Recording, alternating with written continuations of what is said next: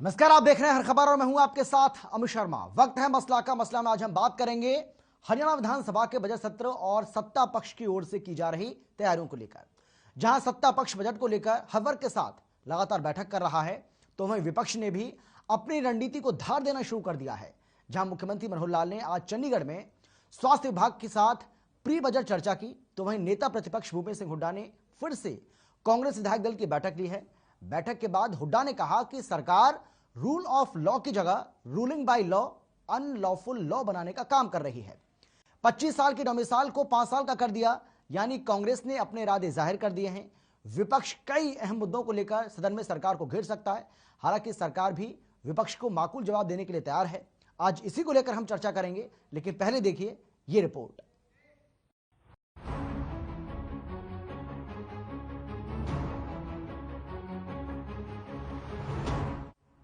हरियाणा विधानसभा का बजट सत्र 2 मार्च से शुरू हो रहा है, जिसके लिए कांग्रेस ने अपनी तैयारी को अमली जामा पहनाना शुरू कर दिया है।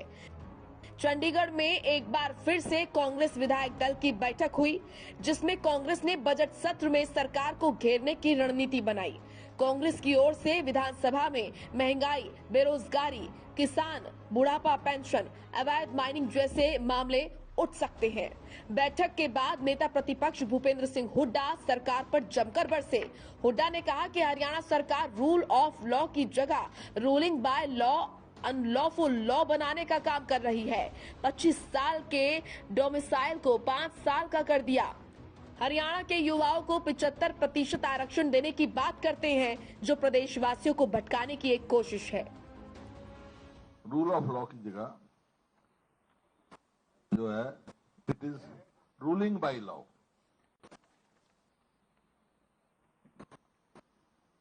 बाय इनेक्टिंग अनलॉफुल लॉ, अपने पॉलिटिकल एंड्स मिलने के लिए अनलॉफुल लॉ बनाने के लिए करते हैं। जैसे जो रिसेंट उसमें जो इन्होंने 15 साल का डोमिसाइल को 5 साल कर दिया सर्टिफिकेट रेजिडेंस के लिए। और जब ये किया द गार्ब ऑफ हम 75% देंगे, उसके गार्ब में किया, तो मौजूदा सरकार की सारी नीतियां जो हैं वो बहकावे, बहलावे, बरगलाने, बांटने की नीति रहे, इनकी भटकाने की। वहीं उन्होंने कहा कि अर्बन डेवलपमेंट में विकास शुल्क चार्ज कलेक्टर रेट का 5% करने का सरकार का फैसला गलत है। भूपेंद्र सिंह हुड्डा ने कहा कि हमारे समय में चार्ज अलग अलग कैटेगरी के हिसाब से था। अर्बन डेवलपमेंट में जो डेवलपमेंट चार्जेस का एक किस्म से ऐसा झटका दिया गरीब आदमी को कि 5% कलेक्टर रेट का डेवलपमेंट जो चार्जेस लगेगा या ट्रांसफर चार्जेस लगेगा। इसका मतलब क्या हुआ? इसका मतलब यह है कि आम आदमी की पहुंच से बाहर हो गया। ये गरीब आदमी को तो कोई मतलब ही नहीं, जो कि कुल 100 हमारे समय में था 120 रुपए शायद निकाल लेते ना, और वो भी फरीदाबाद गुड़गांव में। बाकी में तो 50 रुपए था, और इन्होंने सबका कलेक्टरेट का 5% कर दिया। उधर बजट से पहले हरियाणा सरकार सभी वर्गों के सुझाव ले रही है। आज हेल्थ विभाग के साथ चर्चा की, वहीं इससे पहले भी मुख्यमंत्री अलग अलग विभागों के साथ प्री बजट चर्चा कर चुके हैं। तो बजट सत्र शुरू होने से पहले सत्ता पक्ष और विपक्ष की ओर से लगातार चिंतन और मंथन का दौर चल रहा है। जहां सरकार हर वर्ग को ध्यान में रखकर बजट बनाने की बात कर रही है, तो वहीं विपक्ष सरकार को तमाम मुद्दों पर सदन में घेरने की रणनीति बना रहा है, जिससे बजट सत्र के हंगामेदार रहने के पूरे आसार नजर आ रहे हैं। ब्यूरो रिपोर्ट, हर खबर। और आज इसी को लेकर हम चर्चा करेंगे, लेकिन कौन कौन खास मेहमान हमारे साथ मौजूद हैं, सबसे पहले उनसे आपका हम परिचय करा देते हैं। हमारे साथ बीजेपी की ओर से हैं डी कौशिक जी, भारतीय जनता पार्टी के प्रवक्ता हैं। हमारे साथ रमेश बामल जी हैं, कांग्रेस की तरफ से। हमारे साथ केसी मलकानिया जी हैं, वरिष्ठ पत्रकार हैं। आप सभी का बहुत बहुत स्वागत है। और केसी मलकानिया जी, सबसे पहले मैं आप ही के पास आते हुए, क्योंकि हरियाणा की राजनीति को आप बेहतर तरीके से समझते हैं, उसे बेहतर तरीके से आप जानते भी हैं। जिस तरीके से सत्ता पक्ष की ओर से बजट को लेकर लगातार चर्चा की जा रही है, तमाम विभागों के साथ, तमाम मंत्रालयों के साथ, हर वर्ग को साथ रखकर हर वर्ग की इसमें राय ली जा रही है, विचार विमर्श हो रहा है, चिंतन और मंथन का दौर लगातार चल रहा है। तो दूसरी तरफ कांग्रेस विधायक दल की जो बैठक हुई है, आज दूसरी बार हुई है फरवरी में ये, और ऐसे में कांग्रेस की ओर से तमाम जो मामले उठाए जा रहे हैं, जिससे इरादे ऐसे लग रहे हैं कि मजबूत हैं कांग्रेस के, और सदन के अंदर इन मामलों को उठाया जाएगा, चाहे वो 75% आरक्षण देने का मामला हो निजी सेक्टर में, प्राइवेट नौकरियों में, जिसमें डोमिसाइल को लेकर सवाल खड़े किए जा रहे हैं कांग्रेस पार्टी की ओर से, चाहे वो डेवलपमेंट चार्ज जिस तरीके से बढ़ाया गया है उसको लेकर सवाल खड़े किए जा रहे हैं। सर, आप कैसे देख रहे हैं ओवरऑल इसको, किस तरीके से देखा जाए सत्ता पक्ष और विपक्ष के बीच में जो नूरा कुश्ती का ये खेल जो चल रहा है बजट सत्र से पहले? अमित जी, बजट जो है उसकी तैयारी के लिए तो बहुत समय चाहिए होता है, और सरकार जो है उसका ये इरादा रहता है कि हर वर्ग को किसी ना किसी तरह राहत दी जाए, संतुष्टि की जाए। परंतु उसके साथ साथ ये भी जरूरी होता है कि रेवेन्यू कहाँ से इकट्ठा किया जाए, और जो सरकार है या प्रदेश पर जो कर्ज है उसे कैसे उतारा जाए। इसमें जो मुख्य मुद्दा है वो किसानों का है, क्योंकि बहुत बड़ा किसान आंदोलन अभी होकर हटा है, और उसका असर जो है वो ज्यादा हरियाणा पर था, क्योंकि जो आंदोलन था वो दिल्ली में चला, पंजाब के लोग भी गए, परंतु हरियाणा के बॉर्डर पर रहा। तो इसलिए हरियाणा सरकार जो है वो चाहेगी कि किसानों को अधिक से अधिक राहत दी जाए, और वो किस प्रकार दी जा सकती है वो भी जरूरी है। आगे पंचायत चुनाव आने वाले हैं। केसी मलकानी जी का नाम गलत चला रहे हैं आप, नाम सही करिए। डीपी कौशिक जी का सबका नाम गलत चल रहा है, गलत, ये नाम सही करिए। सबसे पहले आप नाम सही करिए। जी जी जी, बोलिए बोलिए जी। तो इसके साथ साथ है जो सरकार है वो पंचायत चुनावों को मद्देनजर रखेगी, और सरकार ने एक निर्णय लिया था कि जो हरियाणवी है 75% नौकरियां उनको दी जाए, और वो कोर्ट में जाकर वहां टिका नहीं मामला, परंतु सुप्रीम कोर्ट में जाकर सरकार की जीत हुई, और सरकार ने जो है सरकार के पक्ष में फैसला आ गया। अब प्रश्न उठता है कि 75% अगर नौकरियां हरियाणवी को दी जाएगी तो जो करीब है या अच्छे पद है वहां पर हरियाणवी को लाएंगे कहाँ से। इसके साथ साथ जो विपक्ष है ये भी मुद्दा उठा रहा है कि अगर आपने ये तो कर दिया कि 75% नौकरियां दी जाएगी, परंतु जो डोमिसाइल का है वो जो अवधि 5 वर्ष का दी, इससे तो जो भी लोग हैं 5 साल बाद हरियाणवी बन जाएंगे, तो हरियाणवी जो युवा है उसका भला नहीं हो सकता। भले ही आप हरियाणवी के नाम पे नौकरी दे रहे हैं 75%, परंतु जो बाहर के लोग हैं 5 साल से अधिक रह रहे हैं, वो हरियाणा के 1.5 साल हो गए। तो इसलिए जो विपक्ष है इस मुद्दे को उठाएगा, वो चाहेगा कि जो डोमिसाइल का है वो 15 साल तक किया जाए, ताकि जो असली हरियाणवी युवा है उसका लाभ हो सके।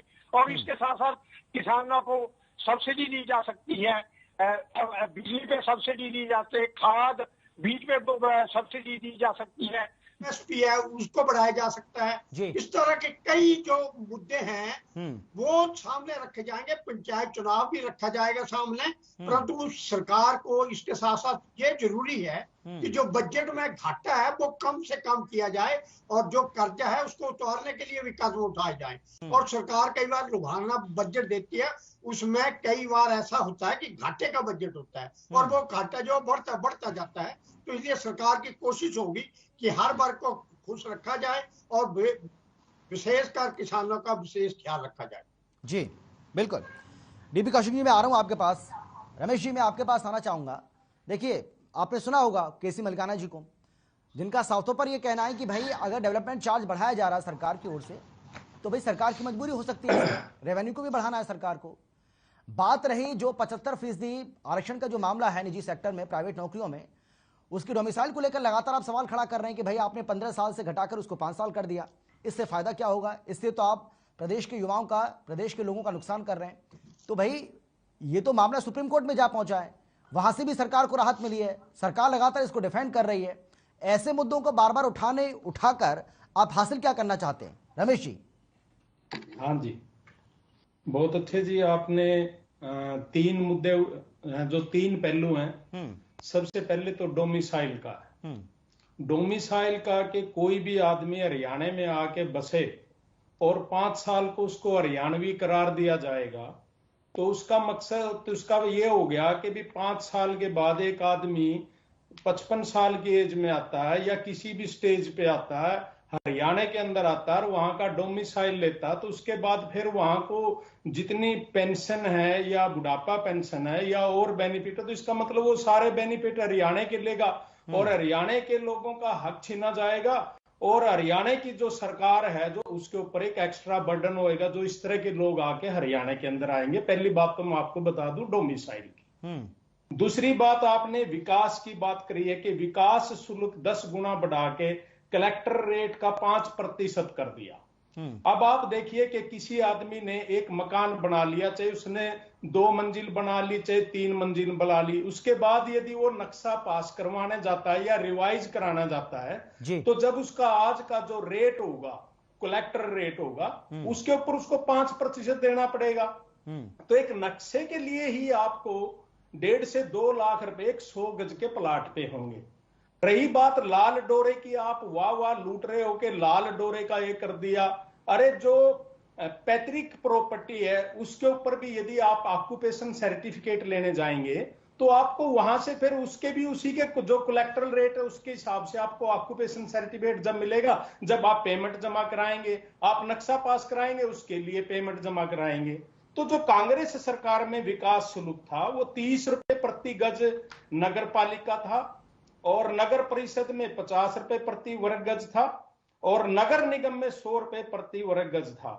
और आज देखिए कि फरीदाबाद और गुड़गांव नगर निगम में भी 150 रुपए प्रति वर्ग गज था। इसके बावजूद आप जो आज जो आम आदमी के ऊपर जो ये बोझ डाल रहे हैं, जिस तरह ये आम आदमी की जो समस्याएं हैं, एक तो पहले तो पूरा हरियाणा वैसे ही बेरोजगारी से और जो बिजनेस हैं वो सब खत्म हो गए हैं, धंधे लोगों के खत्म हो गए हैं। तो चारों तरफ से जिस तरह जनता को साथ एक बेईमानी की जा रही है, जनता को लूटा जा रहा है, तो उसके बाद भी जो ये कहें कि जी ये तो सारा, जैसे मकाना साहब ने कहा, इनने के मकानिया जी ने, कि जी ये तो सारा एक जो सूबे के ऊपर कर्जा हो गया तो टैक्स लगा के ना और कर्जा है जो वो उतारा जाएगा। मैं आपको ये बता दूं कि जो कर्जा है 48 साल में 2014 में जब खट्टर सरकार बनी थी तो 68,000 करोड़ का कर्जा था और आज 7.5 साल में जो कर्जा बढ़ के हरियाणा के ऊपर है वो 2 लाख करोड़ पार कर गया। आप जीएसटी देखिए, पेट्रोल डीजल देखिए कि कितनी महंगाई बढ़ी है, आप चारों तरफ से देखिए। ये मेरी बताने की जरूरत नहीं है, हर आदमी को नजर आ रहा है। जो इलाके पहले नगर पालिका की सीमा में नहीं आते थे, जो पहले से लोगों ने मकान दुकान आदि का निर्माण कर रखा है, अब वो नगर पालिका की सीमा में आ गए। कई मकान मालिक या दुकान मालिक किसी प्रकार का बिल्डिंग प्लान या ऑक्यूपेंसी सर्टिफिकेट लेता हो तो दरखास्त देगा, उसे भी कलेक्टर रेट में विकास शुल्क जमा कराना पड़ेगा। उसके बाद मैं आता हूँ अगली बात के ऊपर है, यदि किसी बाप दादा की संपत्ति है उसको भी नए सिरे से सारा विकास शुल्क का सारा पैसा देना पड़ेगा। लाल डोरे के अंदर जो मकान थे वो नगर परिषद में आ गए, नगर निगम की सीमा में आ गए, उनको भी विकास शुल्क देना पड़ेगा। अब लाल डोरा में आने वाली संपत्तियों पर भी कलेक्टर रेट पर विकास शुल्क देना पड़ेगा। तो जब जब कलेक्टर रेट बढ़ेगा, हरियाणा के शहरों व कस्बों में रहने वाले लोगों का जो देय विकास शुल्क है वो अपने आप बढ़ जाएगा। ठीक है, तो जिस तरह से हरियाणा में कलेक्टर रेट, ठीक है, मैं लौटूंगा सर आपके पास। डीबी कौशिक जी, आवाज आ रही है आपको मेरी? सुन पा रहे हैं क्या आप? हाँ जी अमित जी, आ रही। डीबी कौशिक जी, ये जो नगर निकाय क्षेत्रों में जो आपने शुल्क बढ़ाने का काम किया है, यानी कि जो डेवलपमेंट चार्ज बढ़ाने का ये जो काम किया है, कांग्रेस पार्टी ऐसा लग रहा है कि इस मुद्दे को सदन के अंदर जोर शोर से उठाएगी और कांग्रेस पार्टी को ऐसा लगता है कि ये बहुत अच्छा मुद्दा इस बजट सत्र के लिए उसको मिल गया है। अमित जी, कांग्रेस पार्टी मुद्दा उठाए, अच्छी बात है, कुछ तो उठाने को मिलेगा इनको। सरकार को काम करना है, सरकार को अपना हर वर्ग को खुश करके लेके चलना है। सब वर्ग के लिए सरकार बनी है, कांग्रेस पार्टी के लिए नहीं। कांग्रेस पार्टी वाले पूछो जरा, प्रॉपर्टी टैक्स कौन लगा गया था? ये तो लगा गए थे ना। जिस बात की कर रहे हैं बढ़ाया है, उस हिसाब से देखिए आज जमीन के रेट कितने ऊपर चले गए। पहले की रेट में आज की रेट में देख लीजिए, फर्क देख लीजिएगा। क्यों हुड्डा साहब के मेरे कांग्रेस प्रवक्ता बैठे, हुड्डा साहब से पूछिएगा जरूर। दूसरी बात, देखिए ये सब चीजें चलती हैं सरकार के ऊपर, और सरकार की बात बोल रहे थे मेरे मित्र की 61,000-64,000 करोड़ रुपए। मैं कांग्रेस में था, मेरे मित्र 84 लाख करोड़ रुपए कर्जा उस टाइम हरियाणा के ऊपर था, और इससे पहले 32 लाख करोड़ था जब चौटाला सरकार 2004 में थी। हुड्डा साहब ने खूब वो काम किए हैं, पैसे बढ़ाने के लिए कोई कमी नहीं छोड़ी उन्होंने भी, कर्जा बढ़ाने के लिए देश प्रदेश के ऊपर। आज सरकार का पिछले 10 साल का बनाम 7 साल देखिए, 7 साल में क्या रिपोर्ट है, और पिछले 10 साल की जैसे हरियाणा को लुटा गया तो वो रिपोर्ट देखिए। दूसरी बात मैं बता रहा था, ये आपकी हरियाणा डोमिसाइल की बात, 5 साल के, हम तो ये कहते हैं 5 साल में हरियाणा को बेरोजगार छोड़ेगी नहीं, रोजगार देगी। ये चाहते हैं कि 15 साल बाद इनकी कांग्रेस सरकार आए तो उन युवाओं को रोजगार हम दें। मित्र, आपके टाइम के लिए कुछ नहीं बचेगा, हरियाणा के हर घर में एक नौकरी इन आने वाले टाइम में 5 साल का मैंने जो वादा किया है ना, 5 साल का इसलिए लगाया हमने कर दिया। लेकिन डीपी कौशिक जी, इस मामले में जो डोमिसाइल के मामलों को बार बार उठाने की कोशिश कर रही है कांग्रेस पार्टी, अरे गलत बोल रहे हैं सर वो। हाँ, इसको कैसे डिफेंड करेंगे आप? भाई आपने 15 साल से उसको घटाकर 5 साल कर दिया है, और ऐसे में आप रोजगार देने की बात करते हैं, लेकिन ऐसे तो रोजगार छिनेगा, देने की बात तो दूर है। नहीं अमित जी, मेरी बात तो सुनिए ना। हमने 2022 का किसानों में आय दुगनी करने का वादा किया, तो विपक्ष क्या बोला 2022 तक पता नहीं क्या होगा, 5 साल अभी ये होगा। अरे हमने 15 साल, लेकिन आय दोगुनी हो गई क्या? लेकिन डीपी कौशिक जी, आय दोगुनी हो गई किसानों की? डीपी कौशिक जी, किसानों की आय दोगुनी हो गई, और दोगुनी हो जाती तो किसान आज आपने देखा होगा 13 महीने तक धरना दिया किसानों ने दिल्ली के अलग बॉर्डर्स पर। हमने कानून ऐसे बनाए थे, इनको बस कानून ऐसे बनाए थे, किसान बेचारा बहक गया। जो विपक्ष जो बैठा है ना आज, विपक्ष के चेहरे कितने आपके सामने आए थे, आपको तो पता होगा ना, किसान आंदोलन किस तरह डाइवर्ट हुआ था, वो इन लोगों की देन थी। आज हरियाणा अगर 2 साल में इतना ही कर्जा हुआ भी है तो इन लोगों की वजह से। बहादुर जैसी इंडस्ट्री, कांग्रेस के जो कल्चर इन्होंने देखा था, दीपेंद्र हुड्डा जी, कांग्रेस के भूपेंद्र हुड्डा जी बता रहे, उन्होंने आंकड़ा देखा ना आपके सामने कि भाई पहले कितने, उन्होंने बताया ना आपको कि पहले कितना कर्जा था, और आपके 7 साल में अब कर्जा जो बढ़कर वो कितना हो गया। रमेश जी बताना आंकड़ा, वो बता रहे थे ना अभी कितना था वो। मैं बता रहा हूँ सर, मेरे से पूछिए ना। हाँ सर, आप भी बता दीजिए, आप भी बता दीजिए। नहीं, मुझे भी पता है आंकड़ा। हाँ, हुड्डा साहब 64 लाख नहीं, हुड्डा साहब तो 81 लाख करोड़ रुपए छोड़ गए थे कर्जा हरियाणा के ऊपर, ठीक है ना। पर हरियाणा में करके क्या गए थे ये भी तो आपको पता है, 10 साल में क्या किया था। आज 7 साल का काम देख लिया हरियाणा के अंदर, करोड़ों कनेक्टिविटी देख ली, डेवलपमेंट के मामले में देख लीजिए। आप पहले मेरी जो उस वाली जो बात पूरी कर रहे हैं, विकास हो रहा है इसलिए कर्जा बढ़ रहा है, आप ये कह रहे हैं डीपी कौशिक जी? यार देखिए, ऑब्वियसली पैरेलल है दोनों बातें। अगर प्रदेश में काम होंगे तो पैसा कहां से आएगा? कर्ज लिया जाएगा उसके लिए, कर्ज लेकर विकास करेंगे। सर एक बात बताऊं तो, हुड्डा साहब अपनी जेब से दिया था क्या? पूछो कांग्रेस वालों से। ऐसा नहीं होता, प्रदेश के अंदर काम होंगे तो चीजें, हर चीज की जरूरत होती है। आप पिछले 2 साल से देख लिया क्या पूरे देश के अंदर कितनी क्राइसिस चल रहे हैं, तो आदमी पैसे कहां से आएगा, सरकार कहां से काम करेगी? रमेश जी सीधा सवाल आपसे कर रहे हैं कि भाई अगर सरकार आपको चलानी है, डेवलपमेंट आपको करना है, विकास आपको अगर करना है प्रदेश में, तो कैसे होगा? ऐसे होगा, आप भी ऐसे करते थे। अरे अमित जी देखो, अभी कौशिक जी ने बात बोली ब्रदर ने कि भी हुड्डा जी भी लोन लेते थे, उनने भी किया। मैं तो ये कह रहा हूं कि 48 साल में जब 2014 में खट्टर सरकार आई थी तो 68,000 करोड़ का कर्जा था, और 7.5 साल में 2 लाख करोड़ को पार कर गया। मैं ये कह रहा हूं कि कौन सी डेवलपमेंट की है आपने? तो डीजल का, मैं डीजल का बता देता हूं कि डीजल पे देखिए आप, डीजल पे 9.25% से बढ़ा के वैट था जो 17.25% कर दिया, और वैट का 21% से बढ़ा के ना 26.25% कर दिया। अरे आपने बेरोजगारी में हरियाणा को नंबर 1 बना दिया, इंडस्ट्रीज कोई लेके नहीं आई, रोजगार आपने को पैदा नहीं किए, किसानों की सारी सब्सिडी छीन ली। आप ये तो बताओ कि भी आपने कौन सी डेवलपमेंट की है, कौन सा विकास किया है? कोई एक तो बता दे भी ये विकास कर दिया, ये कंपनी लेके आए हैं, ये इंडस्ट्रीज लेके आए हैं, ये रोजगार पैदा करे हैं। 7.5 साल में कुछ तो बता दे। बेरोजगारी में नंबर 1 कर दिया, तो कौन सी डेवलपमेंट की है आपने? जो लेकिन वो आंकड़े मानते नहीं है ना ये रमेश जी, उन आंकड़ों को तो फर्जी बताते हैं, ये उन आंकड़ों को तो फर्जी बताते हैं ना। सरकार कह रही है फर्जी आंकड़े हैं, उतनी बेरोजगारी दर है नहीं हरियाणा के अंदर जितना दिखाई जा रही है। जिसने वो आंकड़े दिए हैं उसको जेल में भिजवा दो, जिसने वो आंकड़े दिए हैं। आप बता दो ना जी कि भी इन्होंने कितने लोगों को रोजगार, इन्होंने कितने लोग रोजगार, इन्होंने तो रोजगार छीने हैं। प्रधानमंत्री जी ने कहा कि आई साल 2 डीपी कौशिक जी वो आंकड़ा देते हैं ना, कितना है वो 80,000 लोग बताते हैं ना। आपने बीते 7 साल में 80,000 लोगों को रोजगार दिया है, यही कहते हैं ना? मैं सही कह रहा हूँ डीपी कौशिक जी? बिल्कुल ठीक कह रहे हैं, दिया ही सर। इनको दिखाई नहीं देता ना, कौन सा रोजगार दिया है? विपक्ष तो ये सोचता है कि बस एक बार इन्होंने विधानसभा आए, हंगामा कैसे करें, फिर हम उठ के कैसे जाएं। इनकी तो प्लान ये हो रही है। ये हुड्डा साहब कोई डेवलपमेंट की थोड़ी बातें करते हैं, वो तो ये सोचते हैं कि ऐसा होगा और आप एक काम करेंगे, सारे उठ के चल पड़ेंगे। क्योंकि हुड्डा साहब को आदत खराब हुई पड़ी 10 साल में, उन्होंने विकास दिखाई दे, ये नौकरी की बातें करते हैं। तो आपके कांग्रेस पार्टी वाले जो वो लगाते थे ना कि खाली रोहतक सोनीपत में रोजगार दिया, बाकी हरियाणा में कहीं रोजगार नहीं दिया।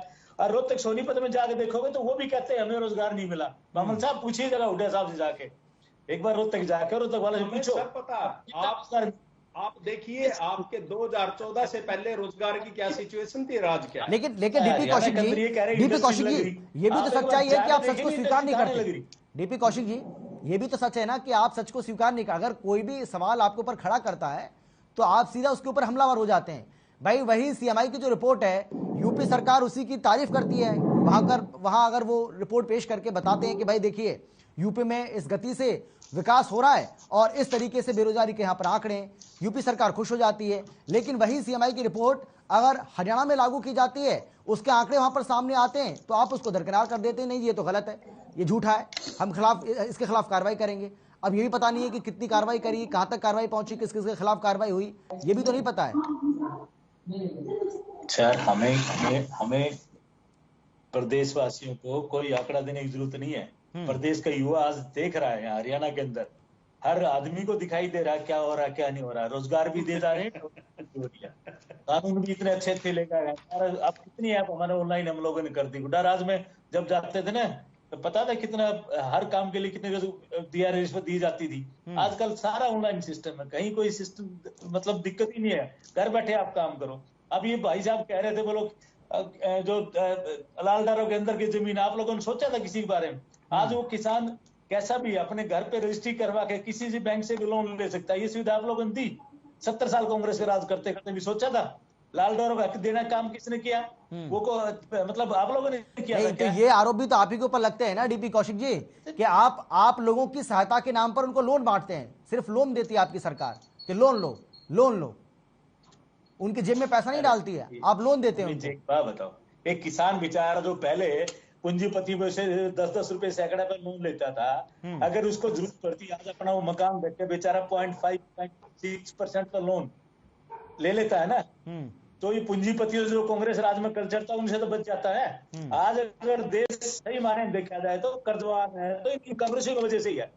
अगर ये चीजें मानिए, प्रधानमंत्री की सोच देखिए, 7 साल के अंदर आज कितना मतलब हिंदुस्तान के अंदर कौन सी स्टेज पर गिनती होती है, किसी मामले में जाके देखिए। ठीक है, इनको चलिए मैं लौट रहा हूं आपके पास, डीपी कौशिक जी मैं आ रहा हूं आपके पास। तो जाना है यहाँ से जी।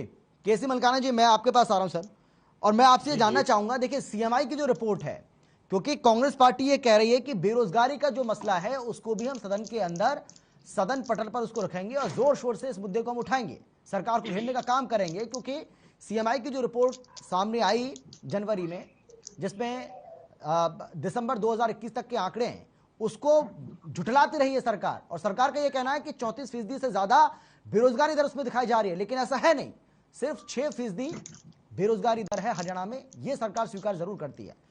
इस पर आपका क्या कहना है? देखो, बेरोजगारी तो बड़ी है, इसमें कोई संदेह नहीं है। जैसे जैसे टाइम बढ़ता है, बच्चे स्कूल से निकलते हैं, कॉलेजों से निकलते हैं, वो एम्प्लॉयमेंट के लिए भागते हैं, परंतु उनको के लिए एम्प्लॉयमेंट नहीं मिलता।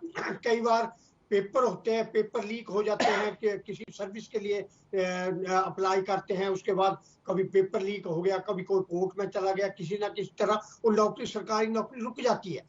इससे बढ़िया ये है कि लोगों को रोजगार देने के लिए छोटे उद्योग जो के लिए प्रोत्साहित करें।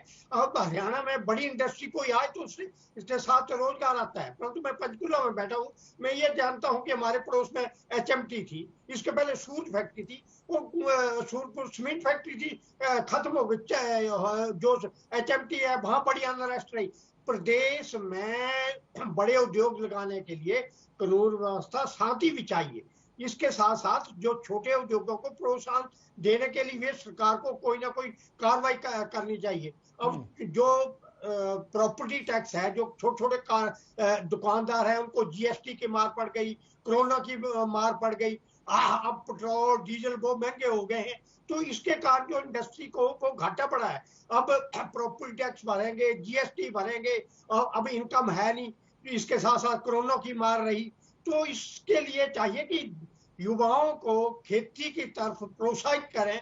उनके लिए अलग अलग प्रकार का, जैसे पोल्ट्री फार्म हो सकता है, डायरी फार्मिंग हो सकती है, एग्रीकल्चर में बागवानी हो सकती है, ऐसे उद्योगों की तरफ उनको प्रोत्साहित करें। इसके लिए किसानों को भी सब्सिडी नहीं, मैं ये जानना चाह रहा हूं आपसे, मैं आपसे ये जानना चाह रहा हूं सर कि CMI के जो आंकड़े हैं उन पर भरोसा किया जा सकता है या फिर नहीं, क्योंकि सरकार उस पर भरोसा नहीं कर रही है।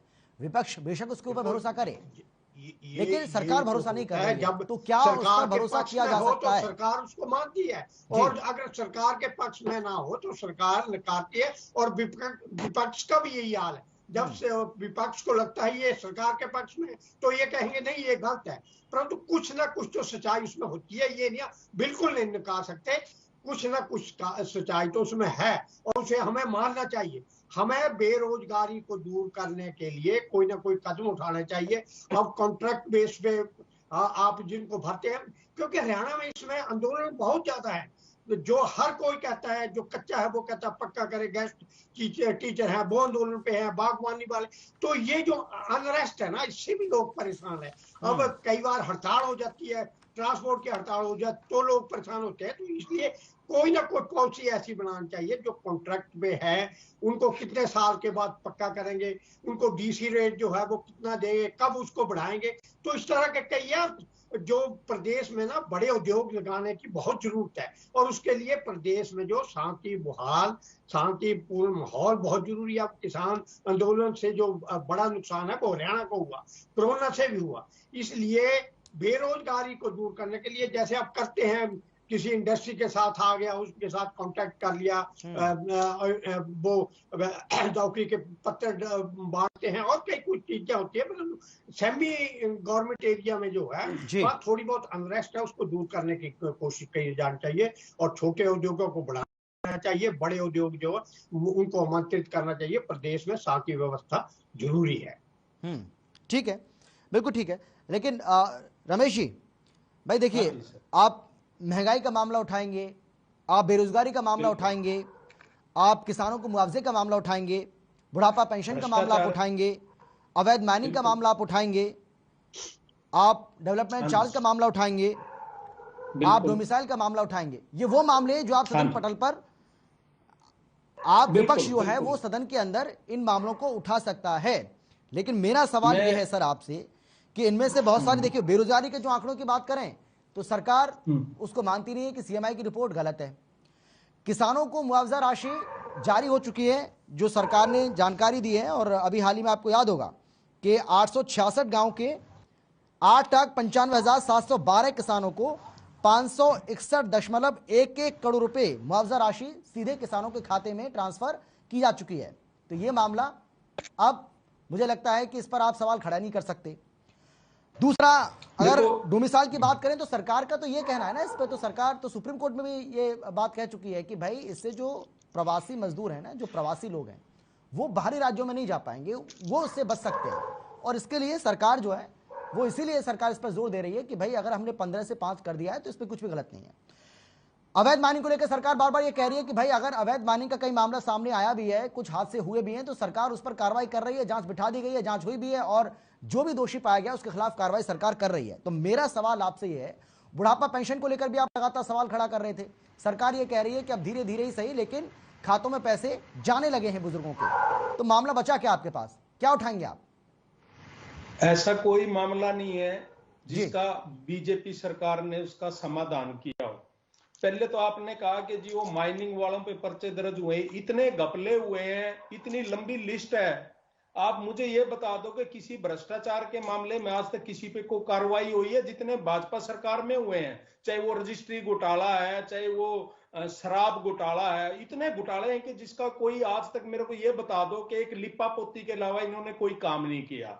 रही महंगाई की बात, मैं बताता हूं आपको कि गैस सिलेंडर कांग्रेस सरकार में 400 रुपए था, इन्होंने 7.5 साल में 1000 रुपए का गैस सिलेंडर कर दिया, तेल का 200 रुपए लीटर कर दिया, दाल है 150 रुपए किलो कर दी। अरे एक ऐसी चीज है, पानी तो हर आदमी का हक है पीने का। कांग्रेस सरकार में जो पानी का शुल्क था वो 1 रुपया प्रति किलो लीटर था, और आज जो पानी का शुल्क है वो 10 रुपए प्रति किलो लीटर है। तो आम आदमी से जो पानी की जो सुविधा, पानी की तो कोई जो बीजेपी ने पानी पे भी इतना शुल्क लगा दिया कि कितना शेमफुल एक्ट है बीजेपी का। रही बात, अभी कौशिक जी ने कहा कि हुड्डा सरकार में तो नौकरियों में ये हुआ था। अरे हुड्डा सरकार में अनियमितता तो होगी भाई, एक आदमी को लगा दिया नौकरी, दूसरे को इग्नोर कर दिया। अरे आपकी तरह करोड़ों रुपए की रिकवरी तो नहीं हुई ऑफिस में से?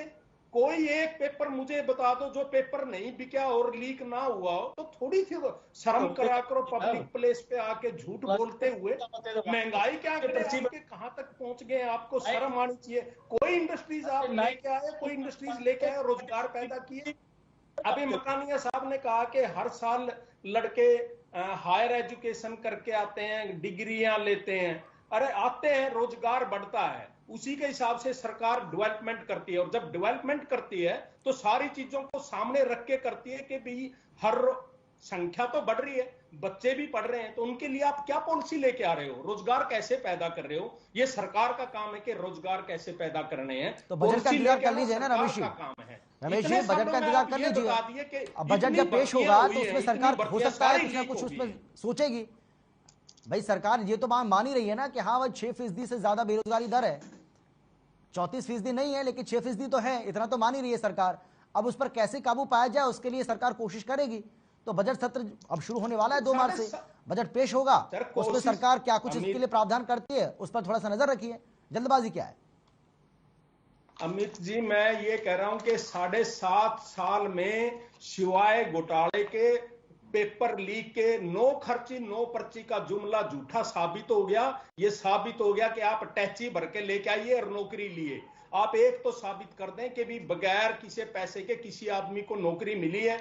सिर्फ इन्होंने वाह करी है। पेपर लीक, मेरे को ये तो बता दो कि इतने पेपर लीक हुए हैं, कभी आज तक कभी हुआ था?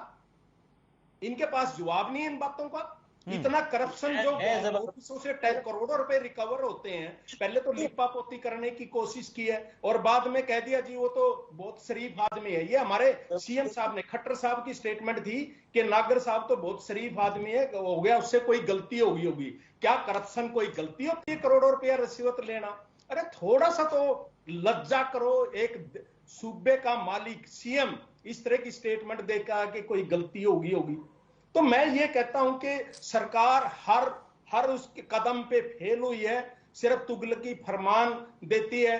किसानों के बिल पर मैं कहता हूं जी कि एक समुदाय के लिए आप एक बिल लेके आते हो, मैं कहता हूं जी ये बिल मंजूर नहीं है, ये तो हमारों को बर्बाद कर देगा। आपने उनको मजबूर किया, इतना लंबा एजुकेशन चला, आप बिल वापस ले लेते, वो फिर भी तो लिए आपने, पहले ले लेते। क्यों सूबे को इतना नुकसान पहुंचाया? क्यों 750 किसानों की बलि दी गई? तो मैं ये कहता हूं कि आप अपने तुगलकी फरमान है जो, आप उनको रहने दो, अपने विद्रा करो, देश को बर्बाद मत करो। सिर्फ ये सोचो कि युवाओं को रोजगार कैसे देना है। ठीक है रमेश, मैं लौट रहा हूं आपके पास। रमेश जी मैं आ रहा हूं आपके पास, एक छोटे से ब्रेक में मुझे रुकना है। ब्रेक के बाद चर्चा को आगे बढ़ाते हैं और चर्चा हम इस बात को लेकर भी करेंगे क्योंकि विपक्ष की ओर से बहुत सारे ऐसे मुद्दे हैं जिसका मैंने अभी जिक्र भी किया, उनको लेकर तमाम तरह के सवाल उठाए जा रहे हैं। लेकिन सत्ता पक्ष की ओर से बार बार यह कहा जाता है कि विपक्ष के पास कोई मुद्दा नहीं है, विपक्ष मुद्दा विहीन है और इसीलिए जो मुद्दा नहीं है उसको मुद्दा बनाने की कोशिश की जा रही है। छोटे से ब्रेक के बाद फौरन लौट रहे हैं। ब्रेक के बाद आपका स्वागत है। चर्चा को हम आगे बढ़ाएंगे बिना समय गवाए। मैं आपके पास आना चाहूंगा केसी जी, क्योंकि ब्रेक से पहले जिन मामलों का मैं जिक्र कर रहा था जिसमें विपक्ष की ओर से जो मुद्दे उठाए जा सकते हैं, उसमें आज भूपेश सिंह हुड्डा भी इस बात का जिक्र कर रहे थे, जिनका कहना था कि महंगाई हो, बेरोजगारी हो, किसानों को मुआवजा राशि देने की बात हो, या बुढ़ापा पेंशन में देरी का मामला हो, अवैध माइनिंग का मामला हो, नगर निकाय क्षेत्रों में डेवलपमेंट चार्ज को बढ़ाने की बात हो, 75% आरक्षण का जो मामला है, हालांकि वो मामला अदालत में है, वहां से सरकार को राहत मिल चुकी है, लेकिन डोमिसाइल को लेकर कांग्रेस पार्टी हमलावर है सरकार के ऊपर। लेकिन इसमें बहुत सारे ऐसे मामले हैं केसी जी, ये बात आप भी जानते हैं कि जहां सरकार अब उस दिशा में आगे बढ़ चुकी है, तो कांग्रेस पार्टी इन मुद्दों को सदन के अंदर उठाएगी, उसका कुछ फर्क आपको लगता है कि उसको उठाने से कोई फर्क पड़ेगा भी? क्योंकि जिस तरीके से मैंने कई मामले बताया, मैंने जैसे बुढ़ापा पेंशन में जो देरी हो रही थी वो अब जारी की जा रही है, मिलने लगी है कुछ लोगों को। अवैध माइनिंग का मामला है, सरकार कह रही है कि हमने जांच बिठा दी है, जांच हो भी रही है, जो दोषी पाए गए उनके खिलाफ कार्रवाई हो रही है। दूसरा, डोमिसाइल को लेकर भी सरकार ने बता दिया है कि भाई इसको 15 से 5 साल हमने क्यों किया। बेरोजगारी के जो आंकड़े सरकार कह रही है कि भाई सीएमआई की जो रिपोर्ट है वो गलत है। तो मेरा कहने का मतलब आपसे मैं ये जानना चाह रहा हूं सर कि कांग्रेस पार्टी अगर इन मुद्दों को सदन के अंदर उठाती है तो आपको लगता है कि ये वो मुद्दे हैं जिनको वाकई में जोर शोर से, जोरदार तरीके से कांग्रेस पार्टी को उठाना चाहिए?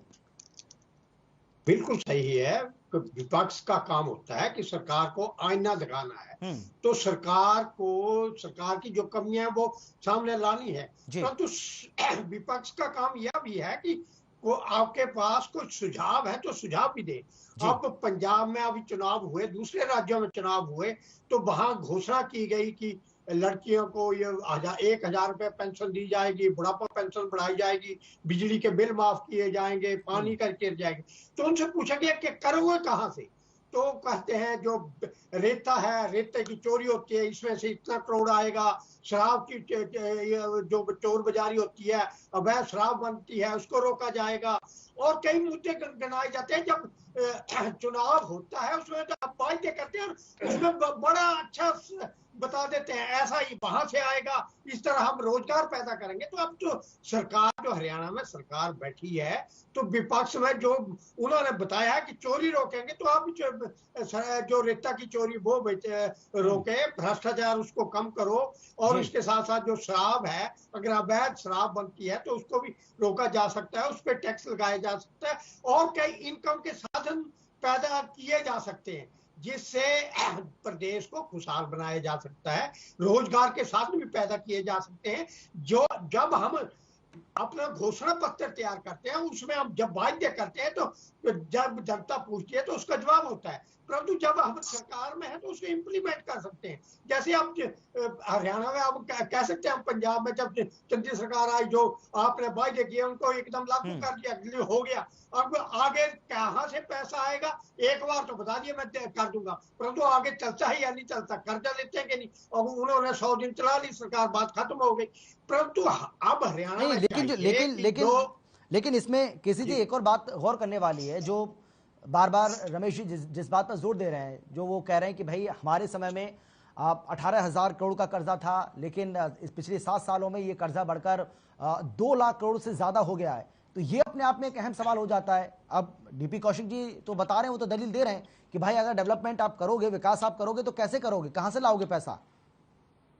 नहीं, ये बात तो साफ है, जब डेवलपमेंट होती है तो खर्चा बढ़ता है, परंतु खर्चा उस रेशो से बढ़ाओ जब डेवलपमेंट पे होते हैं। कई बार आप मुफ्तखोरी में ज्यादा पैसा खर्च कर देते हो। लोग जैसे कर्जा माफी है, जहाँ जायज है वहां दो, ये ठीक है, सरकार का काम है सुविधा देना, परंतु डेवलपमेंट जो है वो जरूरी है डेवलपमेंट के लिए। परंतु इतना कर्जा ना लो, आप आय के साधन बढ़ाओ, और साधन बढ़ाकर जो रेते की चोरी होती है, अब आप मानते हैं अवैध खनन हो रहा है तो उसको रोको, और कोई भ्रष्टाचार है उसको कम करो, आपके सामने जो नौकरियां बिक रही हैं उनको कम करो, जो पकड़े जाते हैं, पेपर लीक होते हैं उनको रोको, ऐसी स्ट्रॉन्ग व्यवस्था करो जिससे जो है पेपर लीक ना हो और सुरक्षा बढ़े।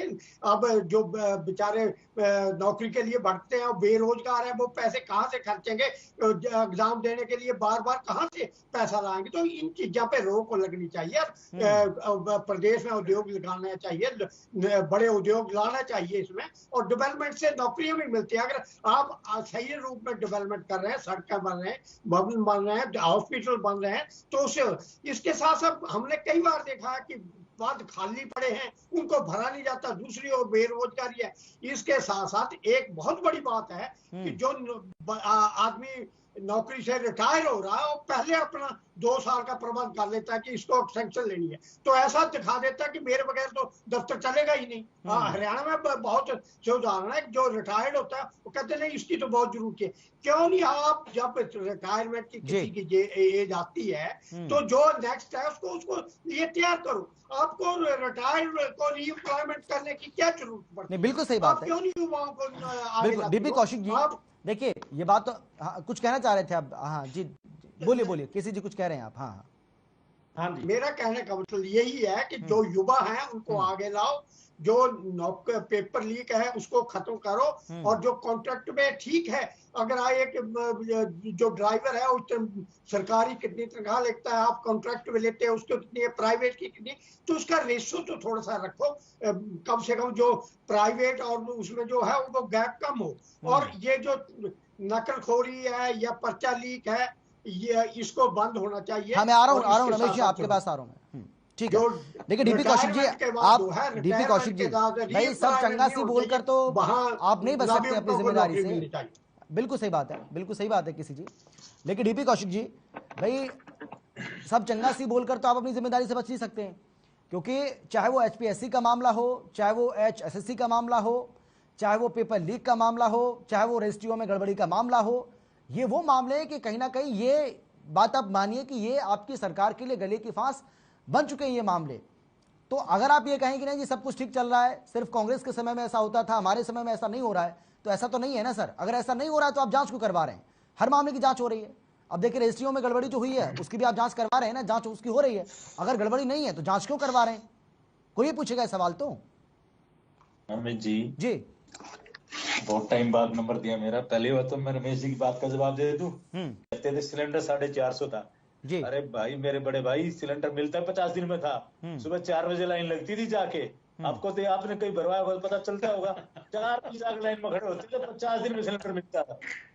आज घर में सिलेंडर आ जाता है। रमेश जी पहली बात। दूसरी बात, आप हुड्डा साहब के टाइम पे नौकरियां, अरे भाई हुड्डा साहब के पेपर में 9 पंत मार्क से पर्ची आती थी, आपको पेपर लीक कराने की जरूरत कहां पड़ती थी? देखिए डीपी कौशिक जी, नौकरियां मिल जाती थी। कौशिक जी, आप हमारी सरकार तुलना कर आप उनसे तुलना करके क्या ठीक कर रहे हैं क्या? भाई आपको इसलिए नहीं लाए ना लोग। तकलीफ है। अरे पेपर अगर कांग्रेस, मैं तो बार-बार कहता हूं इस बात को, डीपी कौशिक जी, डीपी कौशिक जी, मैं तो बार-बार इस बात को कह रहा हूं कि भाई कांग्रेस पार्टी ने अगर कुछ गलत किया तभी तो सत्ता से बाहर हो गई। पिछले 7 साल सत्ता से बाहर है और 3 साल और बैठना पड़ेगा। अब अगली बार किसकी सरकार बनेगी वो तो जनता तय करेगी। लेकिन मेरा सवाल आपसे ये है, मैं आपसे ये जानना चाह रहा हूं कि भाई कांग्रेस, मेरी बात का मुझे जवाब देने, कांग्रेस को कटघरे में कब तक खड़ा करते रहेंगे? आप खड़ा करते रहेंगे? अब तो जिम्मेदारी आपकी बनती है। सवाल अब आपसे पूछे जाएंगे क्योंकि सत्ता में आप है, सरकार आप है। बोलिए आप। अरे तो जवाब तो सुनोगे अमित जी। जी बोलिए, आप बोलिए। सुनोगे नहीं सुनोगे? बोलिए। मैं ये कह रहा हूं, अगर हमारी सरकार में भ्रष्टाचार हुआ तो हमने कार्रवाई की ना, तो कांग्रेस राज में ये भी नहीं होता था। दूसरी बात, पेपर लीक हुआ तो हमने रिजेक्ट कर दिया। कांग्रेस राज में तो पेपर लीक होने की जरूरत कहां पड़ती थी?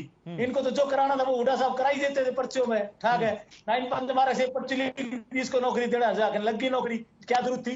वो हुड्डा साहब ऐसा करने नहीं देते थे। चीजें देखिए हमारी सरकार के अंदर, मैं इसलिए बड़ाई कर रहा हूं कि किसी युवा से पूछ के देखिए आप, अगर भी आपको किसी ने को पैसा देना पड़ा, एक बार तो अंदर अंदर कांग्रेस से पूछना, जाके बैठकर मैं बैठता हूँ कांग्रेस में चुपचाप उनकी बातें लेता हूँ, तो पता क्या कहते हैं? अरे एक बात ठीक है तुम्हारी सरकार, भाई युवा अपने उससे लगते हैं, नौकरी उससे लगते हैं कि अपने कैपेबिलिटी के ऊपर लगते हैं। ये तो कांग्रेस ही कहते हैं। ये इसकी मैं इसलिए बड़ाई कर रहा हूँ सरकार की कि सरकार ऐसे काम कर रही है। अगर सही ठीक नहीं होता तो हमें जांच कराने की जरूरत कहाँ है? अगर भ्रष्टाचारी करना होता हमारे को, क्यों पेपर लीक हो रहे हैं तो होने दो ना। ठीक है, डीपी कौशिक जी, जो लग जाएगी पर नहीं। सरकार की तारीफ तो आप करेंगे, आप भाई बीजेपी की सरकार की तारीफ नहीं कर रहा हूं सर, सरकार आपकी है तो तारीफ तो आप करेंगे सर। आप तारीफ क्यों नहीं करेंगे? तारीफ कौन करेगा? रमेश जी थोड़ी देर तारीफ करेंगे। रमेश जी बोलिए। तो मैंने तो बताया ना। अमित जी, डीपी कौशिक जी, मैं लौट रहा हूं आपके पास, समय बचेगा तो मैं आऊंगा। मैं सिर्फ एक बात बताऊंगा, जो किसानों की पेंशन थी उसको एक तरीके से रोका गया था कि भी जिसकी किसान की इनकम साल की 2 लाख रुपए होगी तो उसमें एक कैप कर रहे थे ये कि हम उसको पेंशन नहीं देंगे। हमारे संविधान के अंदर ऐसे ऐसे लोग हैं, नेता लोग भी हैं, बड़े बड़े और मिनिस्टर भी हैं जो 4 पेंशन ले रहे हैं। आप उसकी पेंशन नहीं ले रहे। एक गरीब आदमी, एक तो किसान है जो रोटी खा रहा था, आप उसकी पेंशन की इंक्वायरी कर रहे हो कि इसके घर की इनकम कितनी है? उस पर 2 किले जमीन के हैं। जब हमने एजिटेट किया और जनसाधारण की समस्या को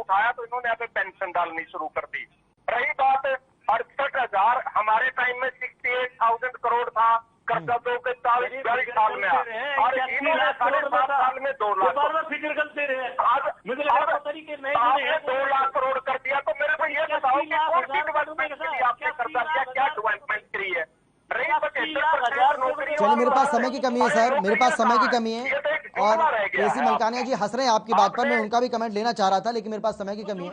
बहुत शुक्रिया आप सभी का, बहुत शुक्रिया इस चर्चा में शामिल होने के लिए, अपनी बात रखने के लिए, क्योंकि 2 तारीख से यानी कि 2 मार्च से बजट सत्र की शुरुआत हो रही है और सत्ता पक्ष की ओर से पूरी तैयारी इसके लिए की जा रही है। हम देख रहे हैं किस तरीके से मुख्यमंत्री तमाम बैठकें ले रहे हैं, तमाम मंत्रालयों के साथ, तमाम विभागों के साथ बैठक हो रही है, यहां तक कि सभी वर्गों से विचार विमर्श भी किया जा रहा है। लेकिन विपक्ष का यह कहना है कि बजट ऐसा हो जो सबके हित का हो, जनहित का हो। अब सरकार कैसा बजट पेश करेगी, इसके लिए तो इंतजार हम भी कर रहे हैं, आप भी करिए। फिलहाल इतना छोटे से ब्रेक के बाद फौरन लौट रहे हैं, आप देखते रहिए हर खबर।